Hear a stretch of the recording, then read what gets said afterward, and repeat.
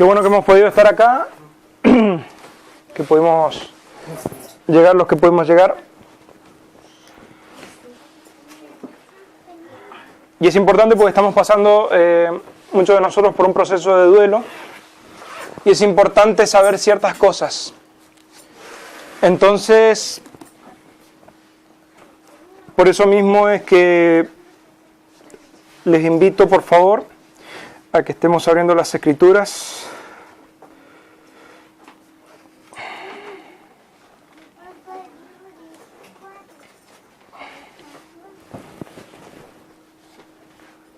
Eclesiastés 3, 1 al 8 es una palabra que ya hemos leído. De hecho, fue una de las palabras últimas que prediqué antes de que mi papá partiera.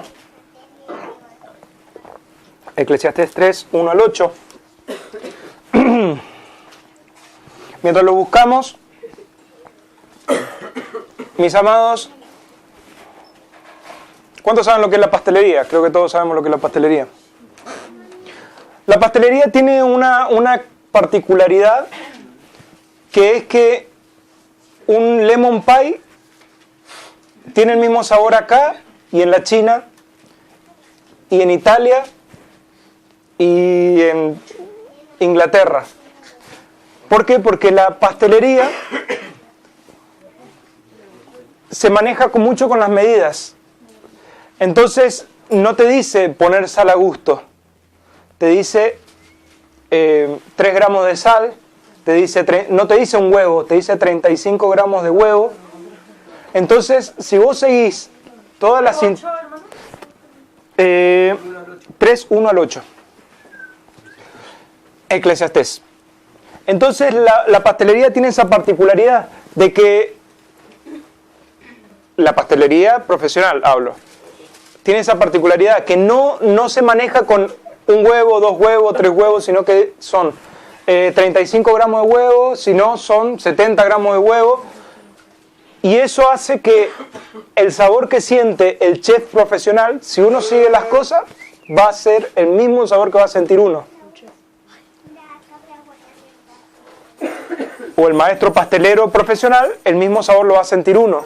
Si uno tiende a querer sacar un proceso, chicos, si uno tiende a querer sacar un proceso o algún ingrediente o ponerle menos o ponerle más, el sabor no va a ser el mismo y el resultado no va a ser el mismo. Entonces, esa particularidad tiene la pastelería. Yo le quería, por favor, que leamos este versículo. Estos versículos, nos ponemos de pie. Y la palabra que vamos a hablar hoy día tiene que ver con los procesos. Y yo les pido atención, les pido que presten atención sobre la palabra de hoy porque nos va a abrir mucho los ojos y nos va a dar a entender ciertas cosas que no entendíamos. Leemos así, dice, todo tiene su tiempo y todo lo que se quiere debajo del cielo tiene su hora. Tiempo de nacer, tiempo de morir, tiempo de plantar, tiempo de arrancar lo plantado, tiempo de matar, tiempo de curar, tiempo de destruir, tiempo de edificar, tiempo de llorar y tiempo de reír, tiempo de endechar, el tiempo de bailar, tiempo de esparcir piedras y tiempo de juntar piedras, tiempo de abrazar, tiempo de abstenerse de abrazar, tiempo de buscar y tiempo de perder, tiempo de guardar, tiempo de desechar, tiempo de romper, el tiempo de coser, tiempo de callar y tiempo de hablar, tiempo de amar y tiempo de aborrecer, tiempo de guerra y tiempo de paz. Le pido que estemos orando. Inclinamos nuestros rostros en muestra de reverencia a nuestro Señor. Padre, en el nombre de Jesucristo, gracias te damos, Señor, por este día. Te pido que estés hablándonos, que estés guiándonos, Señor, en esta palabra, que pueda estar yo hablando y tú enseñando, Señor. Y que sea tu misericordia, Señor, teniéndonos en cuenta en esta mañana. Gracias porque tú eres bueno y para siempre es tu misericordia.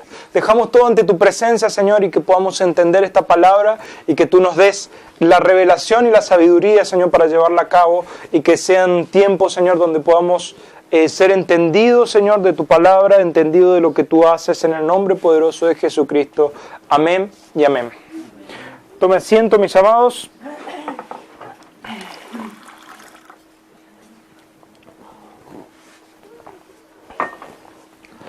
Y nuevamente les traigo a recuerdo lo que es la pastelería y lo que tiene que ver con las diferentes etapas de la pastelería.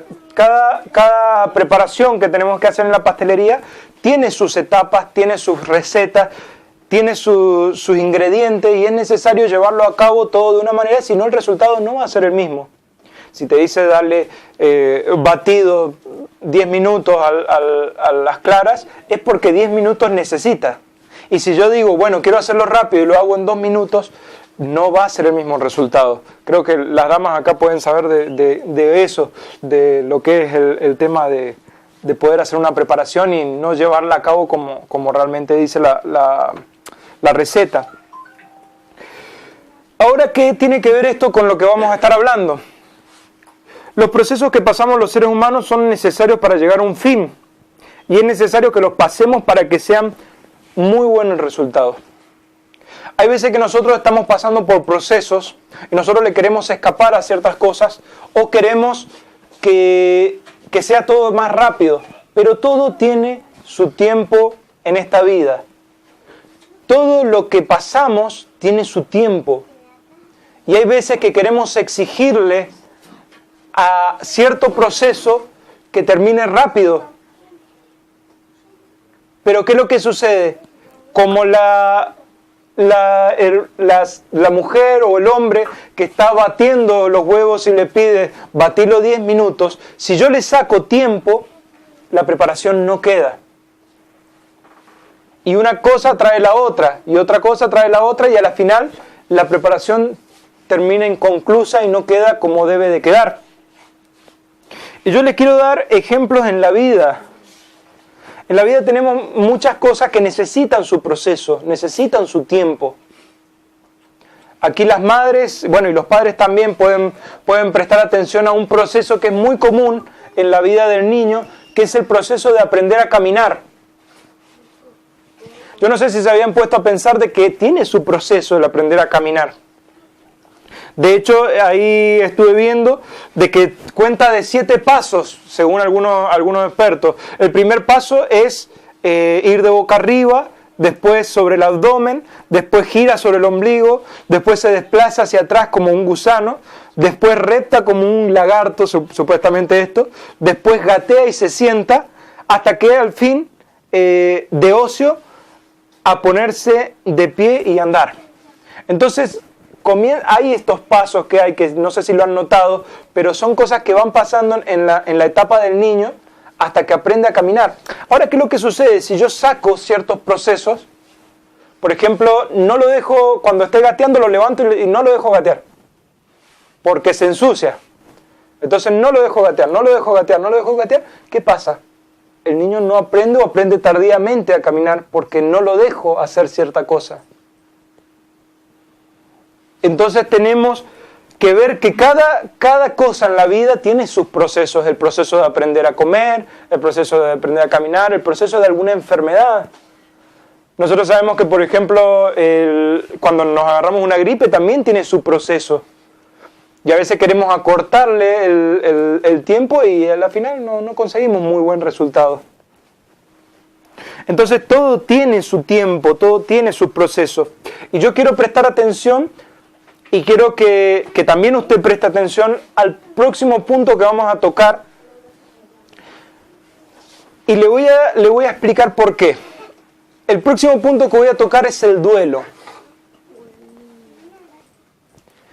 ¿Y por qué es necesario tocarlo a este punto? Porque a veces somos muy ignorantes de ciertos procesos en nuestras vidas.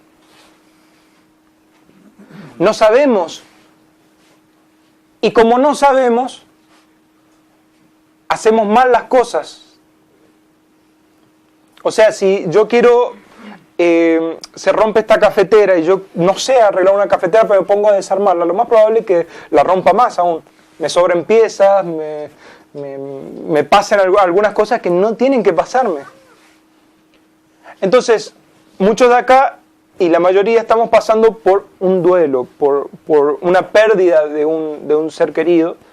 Pero bueno, yo quería hablarles un poquito de esto. Resulta que hace unos días, mi reacción con el tema de la pérdida de mi padre fue un poquito, extraña. Estuve pasando algunas cosas que no sabía, yo de repente luchaba contra mí mismo por pensamientos que venían a mi mente, luchaba contra mí mismo por cosas que salían, reacciones que tenía y decía, ¿por qué me está pasando esto? Hasta que hace apenas escasos 4 días comienzo a hablar con mi hermana sobre mi papá y me recuerdo de una situación. Fue la situación antes de que él entrara en el coma, cuando empezó estaba casi móvil ya, hablaba poco y empezó a formársele como una saliva blanca espesa. Entonces estábamos hablando con mi hermana y yo recordaba y le decía que en ese momento lo que atiné a hacer es avisarle a los enfermeros. Les aviso a los enfermeros no hacen nada. Dice, ¿no te explicaron lo de cuidados paliativos? Le digo, no me explicaron. No te preocupes, dice. Y se fueron a dormir. Y después sigo yo molestando porque se estaba ahogando y bueno, la hermana Elia y el hermano Antonio estuvieron un tiempito después de esto que les estoy contando, estuvieron ahí y pudieron verlo. Entonces después lo que pasa es que justo en esos momentos fallece una persona unas habitaciones más allá. Y viene la doctora y yo como estaba molestándolo a los enfermeros hablan con la doctora y le dicen, ¿qué le podemos dar? Entonces le agarran y le dan una inyección, le dan no sé qué cosa, una gotita, no hizo nada. Se fueron a dormir de vuelta. Y yo no sabía qué hacer, estaba en ese momento difícil que no sabía lo que estaba pasando, entonces lo que agarré fue la otra camilla que estaba, que los que fueron pudieron ver que habían 2 camillas, la otra camilla la puse al lado de la camilla de mi papá, lo agarré, lo abracé a mi papá y me lo tiré encima. Entonces al tirármelo encima quedó boca abajo y esa saliva iba saliendo y bueno, eso le permitió después poder estar respirando. De repente se movía para volverse al lugar y yo lo volví al lugar y lo hice en varias oportunidades hasta que pudieron llegar los siervos y pudieron estar ayudándome a ponerlo en el lugar. En ese momento fue el momento en que, y por eso fue que me afectó tanto en ese momento, porque ese fue el momento donde yo le dije, papi, si usted tiene que irse, váyase, le digo. Porque lo vi sufriendo tanto para respirar, que yo le dije, papi, si usted tiene que irse, váyase, le digo. Yo voy a encargarme de cuidar lo que usted está haciendo, la obra que está haciendo. Y ahí fue cuando entró en un coma. Después de ese momento entró en un coma. Resulta de que, bueno, estábamos hablando de esto con mi hermana y yo iba justo a comprar una pintura. Voy a comprar la pintura, cuando estoy hablando de esto con mi hermana, de repente me pongo a llorar porque me recordé de esto y se me cortó el cuerpo. De repente era como si hubiera trabajado horas y se me cortó el cuerpo. Y dije, wow, ¿qué pasó acá? Lo llamé de hecho a Mario y le dije, Mario, se me cortó el cuerpo, no estuve hablando con eso de la Romina y se me cortó el cuerpo, le digo, no sé qué me pasa. Estuve por allá por el Tehuelche, me pasé por el Walmart y estuve sentado ahí, no sé, habré estado como 1 hora sentado nomás porque no me podía el cuerpo. Me entró una sensación de tristeza muy fuerte. De hecho, llegué a la casa a dormir nomás y estaba durmiendo nomás y dormía y hice algunas cosas y después empecé al otro día que me levanté, que no me podía levantar de la cama, una tristeza terrible, lloraba cada 2 por 3, miraba una foto de mi papá, lloraba, veía esto y lloraba, le estoy hablando de escasos días atrás. Entonces dije, Señor, ¿qué pasa? Estoy entrando en un estado depresivo, ¿qué es lo que está pasando? Entonces en algún momento escuché con respecto a lo que son los procesos del duelo o las etapas del duelo. Primero y principal, que el duelo lo pasamos ante cualquier cosa que perdemos.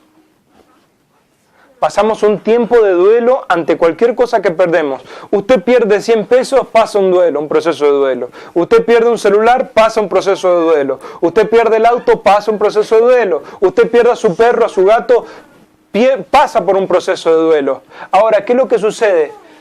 Nosotros pasamos más intenso ante una persona que amamos. Pasamos un proceso más intenso donde se muestran más los sentimientos. Entonces yo le dije, Señor, no entiendo lo que me está pasando, esto es raro. Y me puse a investigar sobre el proceso de duelo. Y yo les quiero comentar y les quiero mostrar lo que son las diferentes etapas. Y seguimos. Dice que una de las primeras fases es la fase de la negación. Uno niega de que ese ser querido se va a ir. Es algo que hace para defenderse de lo que se viene. Entonces uno niega que se va a ir. No se va a ir, no se va a morir, no se va a morir. A mí me pasó, no se va a morir, no se va a morir. Después cuando ya pasa la pérdida, la segunda etapa es... acá dice fase de enfado, indiferencia o ira. Sucede que después que pasa la pérdida, la persona entra en un estado de ira, de enojo, y empieza a enojarse. Se enoja con Dios por habérselo llevado. Se enoja con la persona por haberse ido. Se enoja con los doctores porque no hicieron lo suficiente. Se enoja con las personas que estaban alrededor porque no hicieron algo. Se enoja con con el pastor porque no hizo esto. Se enoja con el hermano porque no hizo esto. Se enoja con todas las personas y hasta se enoja con uno mismo por lo que no pudo hacer. Entonces se entra en esa etapa. En mi caso, antes de que mi papá falleciera, yo tuve que entender de que aún en el actuar de los doctores fue voluntad de Dios. Sin embargo, mi enojo no fue con otras personas, sino que fue conmigo. Y fueron días donde yo estaba enojado conmigo mismo y decía, yo podía haber hecho algo para que él se salvara. Yo podía haber hecho algo para que él estuviera acá. Yo podía haber hecho algo. Y fue ese enojo conmigo mismo, fue ese enojo. Yo no culpé a nadie, solamente a mí me culpaba. Y yo decía, no puede ser. Y me daba bronca, ganas de pegarle a algo, ganas de hacer algo. Y ¿cómo se llama? Estaba en ese tiempo. Después vino una fase de negociación, dicen. Esto los especialistas lo dicen. Es negociar con uno mismo o con el entorno, entendiendo los pros y los contras de la pérdida. Se intenta buscar la solución a la pérdida a pesar de conocer la imposibilidad que suceda. Después viene un proceso en el cual estamos diciendo, y bueno, pero yo puedo pactar con Dios para que Él vuelva y cosas, y es irreal eso, pero pasa en la mente de la persona, de que decimos, y bueno Señor, pero a partir de ahora voy a hacer esto para que Él vuelva, para que Él esté conmigo, para que esa persona vuelva. Y aunque es irreal, la persona hace esos cuestionamientos y ve lo bueno y lo malo. Después se pasa a una fase de dolor emocional o depresión.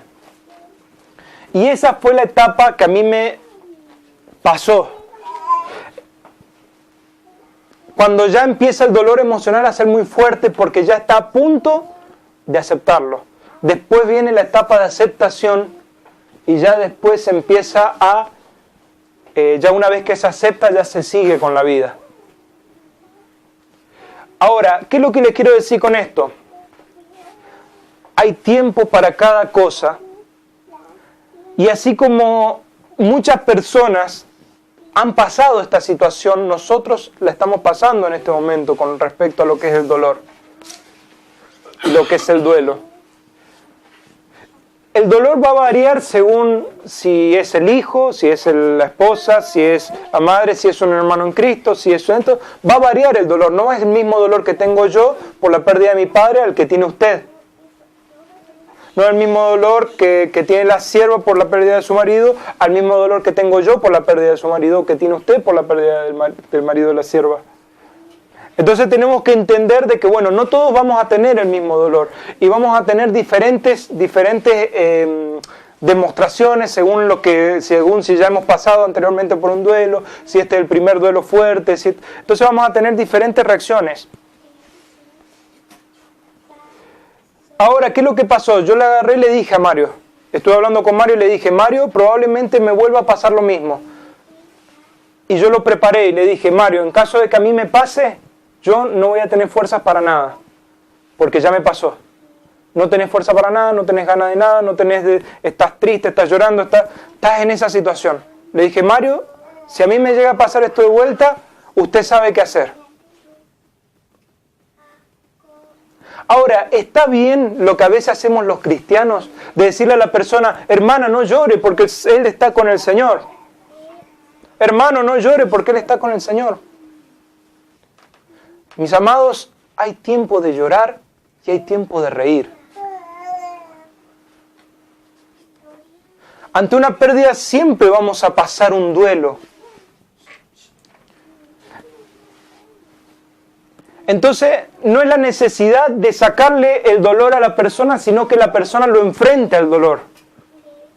Es la idea de que podamos enfrentar ese dolor y poder ganarle a ese dolor. Pero si nosotros queremos hacerle escapar a la persona del dolor, lo único que vamos a hacer es que pierda la batalla, salga huyendo y nunca lo enfrente. Entonces siempre los procesos que tenemos es necesario pasarlos. Los que van a estar acompañando a personas que están pasando por estas situaciones tienen que estar atentos a estas cosas. Atentos a que en un momento se puede enojar con uno mismo. En un momento se puede enojar con la otra persona y quizás que vos estás tratando de consolar a la persona y la persona te está atacando y te está ofendiendo. Y vos tenés que entender, y nosotros tenemos que entender, si está el amor en nosotros, tenemos que entender de que es algo común y que la persona va a tratar de ofenderte porque está enojada con vos, está enojada con Dios, está enojada con ella misma, está enojada con todos.